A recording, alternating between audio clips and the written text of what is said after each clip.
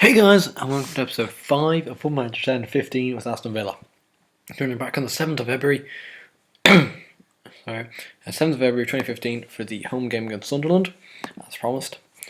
And since the last episode, we've had a good 2 months, so I'll have to run you through the fixtures since the last game, which was a 3-0 defeat to Arsenal at the Emirates. Follow that up with a disappointing but hard-fought 4-3 loss to Manchester City at home. Goals for Andy Weimann, Christian Benteke and Fabian Delph couldn't quite couldn't quite get a draw against goals from Yarmolenko, Demichelis, Nastasic and Dzeko. We then played in the Capital Cup quarter-final and we did lose 6-2. Goals from Philippe Senderos and Ron Vlaar for ourselves. Nathan Baker picking up a sending off. Soldado with a hat-trick, Ericsson, Chadley and Fazio for them.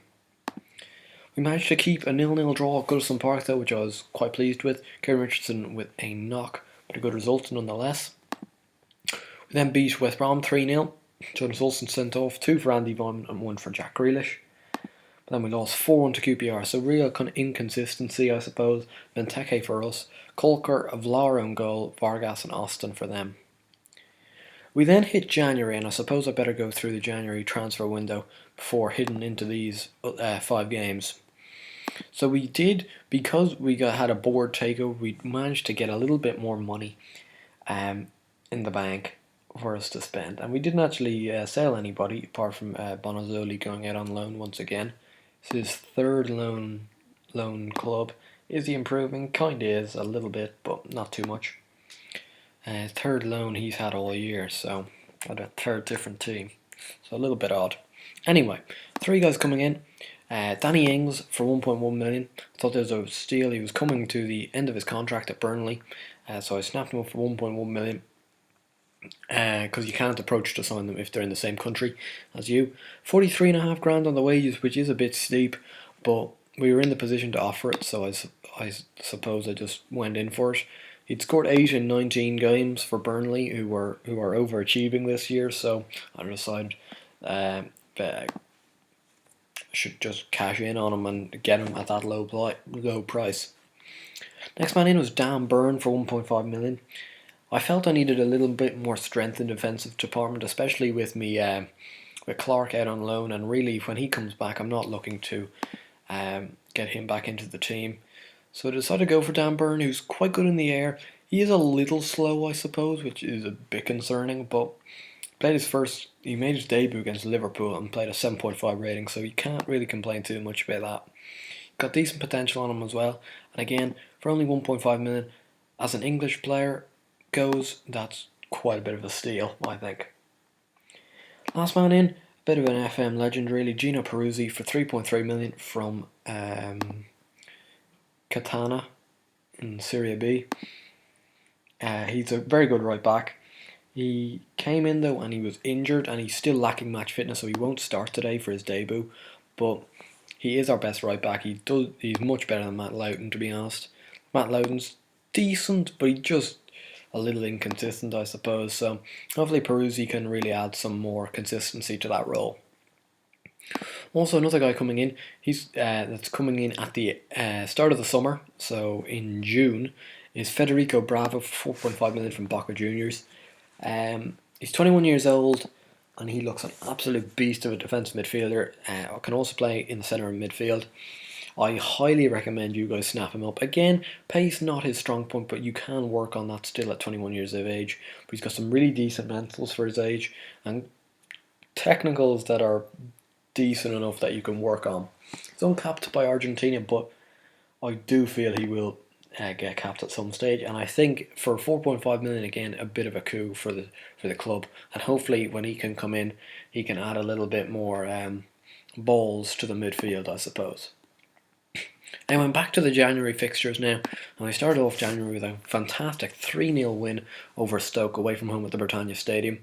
An injury from Tom Cleverley didn't stop us either. Mark Muniesa on goal, Jack Grealish and Christian Benteke all scoring first half goals to give us the 3-0 win. We did unfortunately though lose in the FA Cup 3rd round, which was really disappointing, losing 2-1 to Leeds. Adler picked up a knock. Ron Vlaar with an own goal in the 92nd minute, giving Leeds the victory. Benteke scored for us.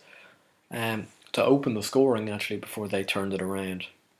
We then had this bonkers game against Swansea, which we drew 4-4, which I think I was disappointed in because we were 3-0 up, and then it went to 3-2, and then we went 4-2 up, but it ended up 4-4.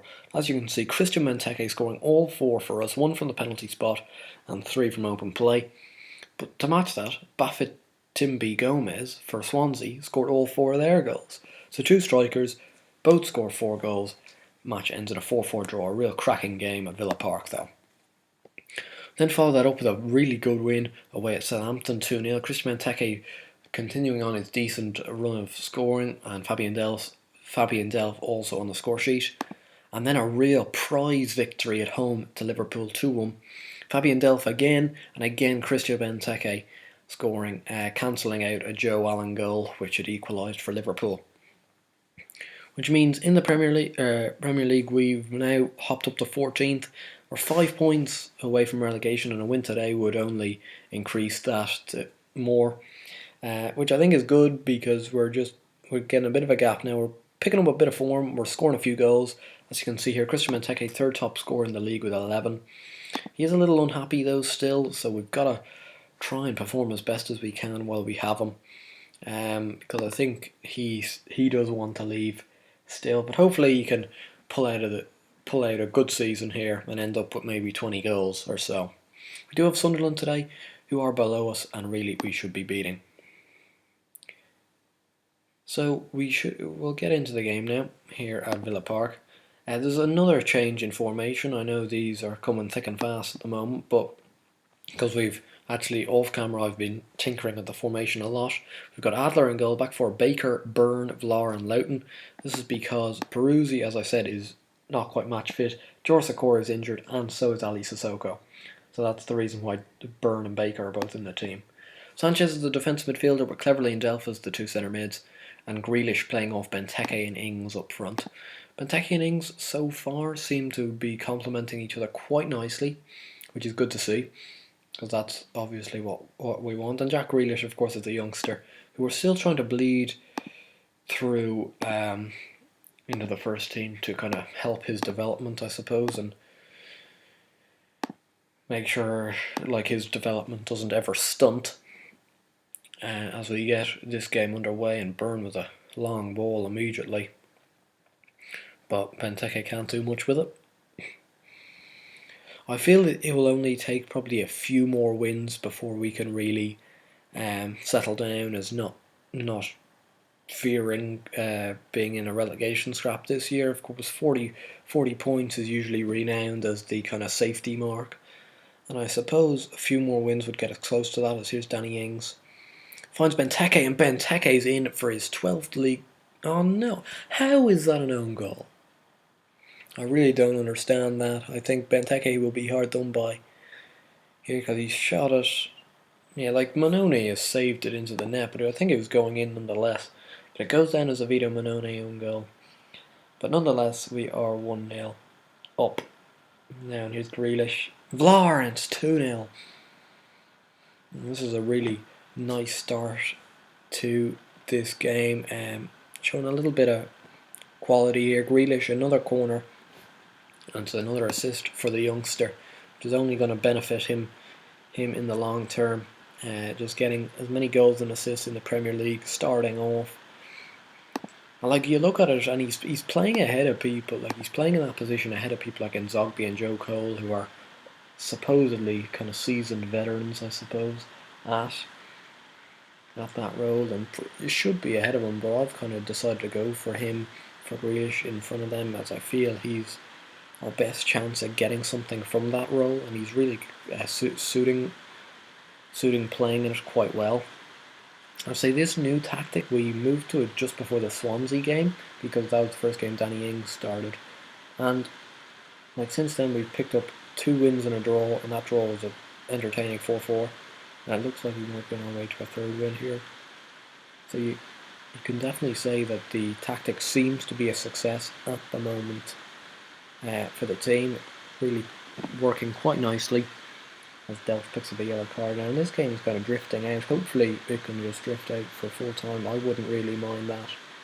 and we have secured a fairly simple and fairly kind of low risk win, 2-0, but it looks like there might be one last highlight left in us. Here's Danny Ings, picks it up, Grealish cleverly dealt. Can they feed it through? Oh, Danny Ings! What a shot that is, and that will bring himself his first ever goal for Aston Villa. And that's really the icing on the cake there. It's another assist for Grealish as well, which is fantastic. He just feeds a little ball through to him, but it's a stunning strike from Ings from long range.